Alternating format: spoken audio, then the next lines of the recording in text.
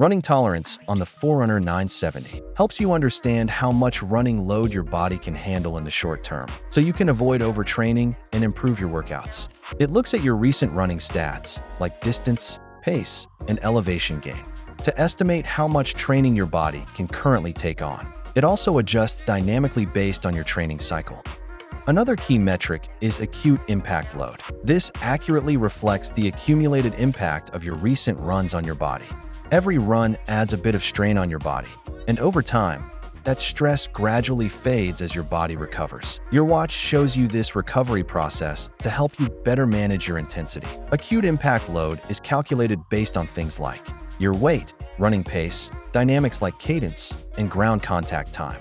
It factors in things like incline and converts them into equivalent distance or equivalent running load. Here's an example. Let's say your running tolerance is 50 kilometers per week, but last week, your acute impact load hit 70 kilometers. Your watch will flag that you're pushing too hard and suggest easing up a bit. That doesn't mean you need to stop running right away, but if this keeps happening week after week, your injury risk increases. Garmin tracks two key things for you: running tolerance, the maximum short-term load your body can handle, and acute impact load, how much strain each run puts on your body. By keeping an eye on both, you can train more scientifically, run smarter, and last longer.